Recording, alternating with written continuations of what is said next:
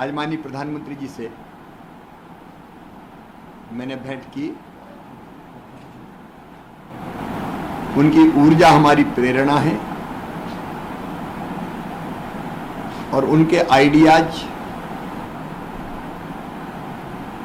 मुझे कई नई योजनाएं बनाने की राह दिखाते हैं। विभिन्न विषयों पर उनका मार्गदर्शन मिला। मैंने मध्य प्रदेश में जो कोरोना की स्थिति है, कोविड की,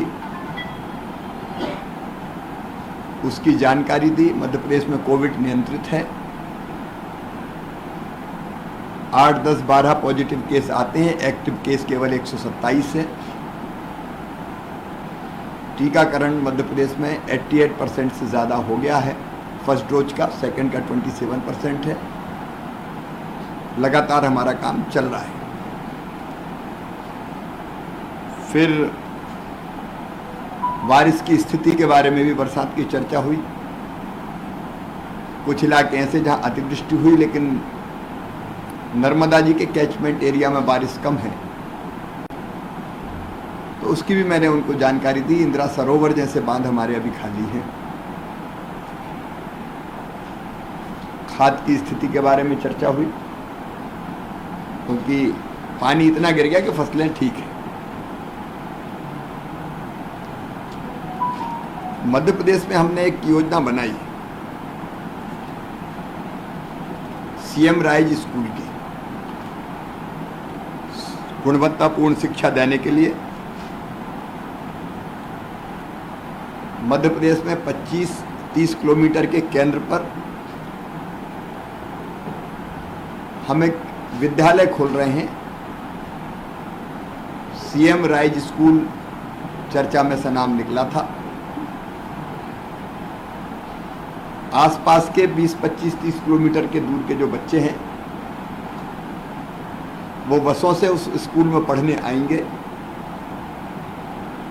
दिन भर वहाँ अध्ययन करेंगे और शाम को वापस उनको घर छोड़ेंगे।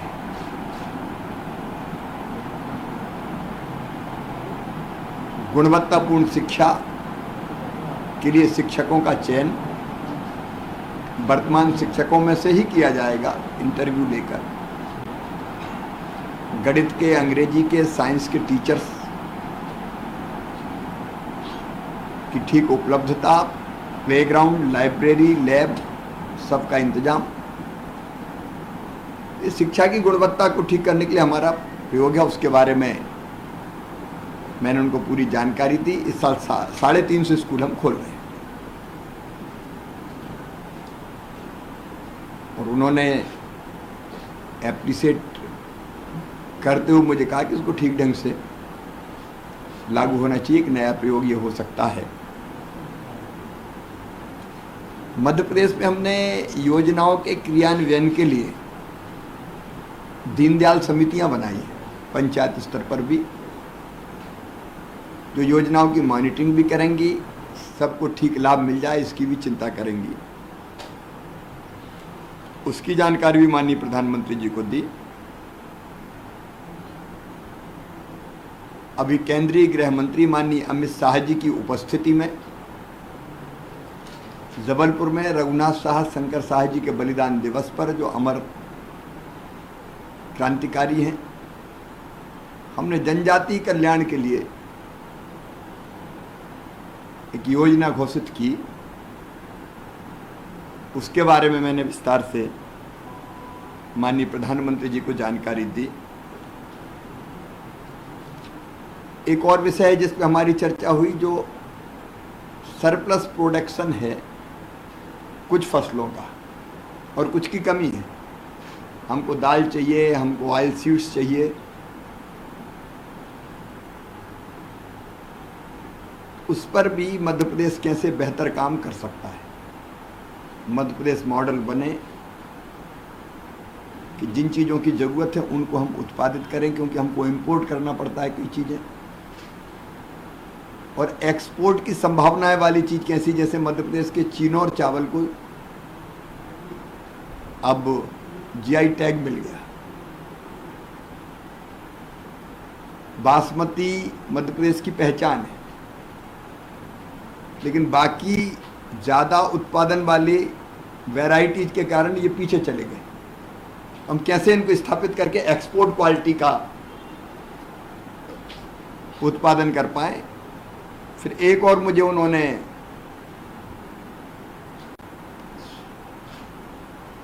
सुझाव दिया कि चंदन की खेती क्या मध्य प्रदेश में हो सकती है, इसको एक्सप्लोर करना चाहिए, क्योंकि हमको क्रॉप पैटर्न बदलना पड़ेगा। कुछ चीज़ें हमारे यहाँ इतनी है कि रखने की जगह नहीं है, और कुछ चीज़ें ऐसी है जो हमारे यहाँ होती नहीं है। तो किसानों को ज़्यादा लाभ प्राप्त हो, इसलिए क्रॉप पैटर्न बदला जा सकता है क्या, उस पर मध्य प्रदेश गंभीरता से काम करेगा। कई आइडियाज आए हैं, उस पर हम लोग वर्कआउट करेंगे। चंदन खेती किस एरिया से? अभी हम चंदन की खेती, अगर की खेती, बांस की खेती, ये विकल्प है कई चीज़ों के, इसमें ज़्यादा पैसे मिल सकते हैं किसान को भी। हमारे यहाँ देखिए कई इलाके ऐसे हैं, जैसे अमरकंटक है, पचमढ़ी है, यहाँ की जलवायु में कई तरह की लकड़ियाँ ठीक ढंग से हो सकती है जिनकी व्यावसायिक कीमत है। तो वैसे स्पॉट हम लोग तय करेंगे। फिर मिलिट्स का जो 2023 है, संयुक्त राष्ट्र संघ ने भी मोटे अनाज के ईयर के रूप में बनाने का फैसला किया है। तो मध्य प्रदेश उसकी भी पूरी तैयारी करेगा, क्योंकि हमारे यहाँ कोदों, कुटकी जो बहुत पोषक हैं और शुगर कंटेंट बहुत कम होता है। अब ये हमारे सेल्फ हेल्प ग्रुप बना रहे हैं मिलिट्स, तो कैसे उसको हम एक्सपोर्ट कर पाएँ, और मिलिट्स का ईयर जब मनाने की बात आए तो मध्य प्रदेश की पूरी तैयारी हो पाए, उस पर हम लोग काम करेंगे। इथेनॉल पॉलिसी पर बातचीत हुई, मध्य प्रदेश में कई कंपनियां इथेनॉल के क्षेत्र में आ रही है, उसकी जानकारी भी मैंने दी। अभी 28 कंपनियों ने मध्य प्रदेश में आवेदन किया, और हम तेज़ी से इथेनॉल का उत्पादन मध्य प्रदेश में कैसे हो, उसका एक फ़ायदा किसानों को भी होगा। हमारे पास जो सरप्लस उत्पादन है अनाज का, तो उसका भी उसमें उपयोग हो सकता है इथेनॉल बनाने में।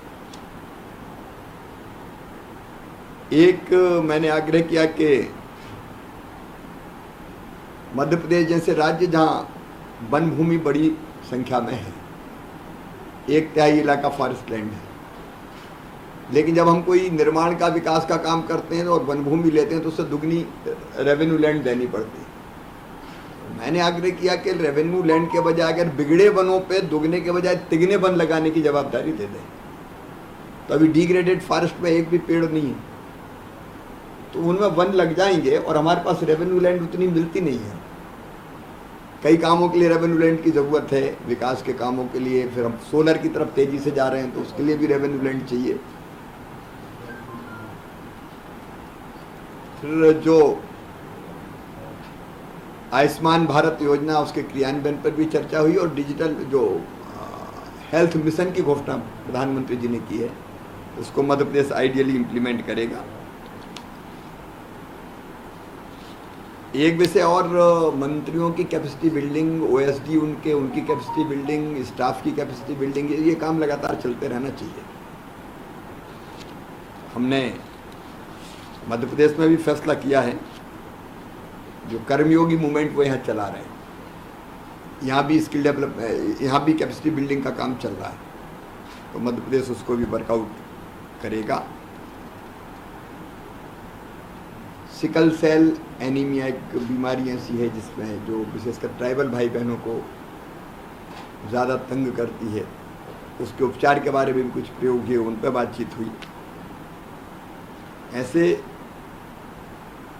मैं एक जन दर्शन का कार्यक्रम करता हूं, जिसमें फिजिकली जाता हूं और हितग्राहियों से पूछता हूं, सूची मेरे पास रहती तो मैं योजना का लाभ मिला कि नहीं मिला, मिला तो पैसे तो नहीं लगे, कोई गड़बड़ तो नहीं हुई, उसके बारे में भी हमारी चर्चा हुई। क्योंकि फिजिकल वेरिफिकेशन का कोई विकल्प नहीं है। हम कितना भी डिजिटल हो जाएं, डीबीटी हमने कर दी और डीबीटी करके खाते में पैसा दे दिया, तो भी उसने 5-10 हज़ार मार दिए, तो लोग रास्ते निकालने की कोशिश करते हैं। गुड गवर्नेंस कैसे और बेहतर हो सकती है, उन पर बातचीत हुई। कॉल सेंटर भी एक ऐसा हो जो बेनिफिशरी से पूछते रहें कि कोई दिक्कत तो नहीं है। कई तरह के आइडियाज थे जिन पर बातचीत हुई है। एक वाउचर सिस्टम की बात, क्योंकि कई बार हम सोचते हैं कि कई चीज़ों में आदि, जैसे हमने तय किया साइकिल हम खरीदेंगे नहीं, पहले हम साइकिल के पैसे सीधे खाते में डाल देंगे। अब ये दिक्कत हुई कि साइकिल के पैसे खाते में डालने के बाद जो बच्चे पढ़ने जाते हैं, पता चला किसी पापा ने साइकिल खरीदी नहीं, पैसा और कहीं खर्चा कर दिया। तो जिस काम के लिए उपयोग होना चाहिए उसके लिए उपयोग हो रहा है कि नहीं हो रहा। तो वो वाउचर सिस्टम का मतलब है कि सीधे पैसे नहीं पहुंचेगा, वाउचर मिलेगा और वाउचर से साइकिल ही खरीदनी पड़ेगी आपको। तो ये डीबीटी के आगे का एक स्टेप है। तो ऐसे अनेकों उपायों पर प्रधानमंत्री जी ने मार्गदर्शन दिया और उस आधार पर हम कई तरह की योजनाएं बनाएंगे। मैंने उनको निमंत्रण भी दिया, क्योंकि स्वामित्व योजना के अंतर्गत हरदा जिला 100% सबको हमने अधिकार पत्र देने का फैसला किया है। तो उस कार्यक्रम के लिए भी मैंने उनको निमंत्रण दिया। मध्य प्रदेश का जो भोपाल का रेलवे स्टेशन है वो अत्याधुनिक है, बन के तैयार है। उसके उद्घाटन का, लोकार्पण का भी मैंने उनको निमंत्रण दिया। और जनजातीय गौरव दिवस के लिए जो 15 तारीख को हम मनाने वाले हैं, उसके लिए भी मैंने निमंत्रण दिया। उन्हें विचार करके वो फैसला करेंगे। तो मुझे काफ़ी कुछ मार्गदर्शन प्रधानमंत्री जी से मिला, उस आधार पर और कई नई चीज़ें करेंगे। बाकी योजनाओं के बारे में विस्तार से मैंने जानकारी दी।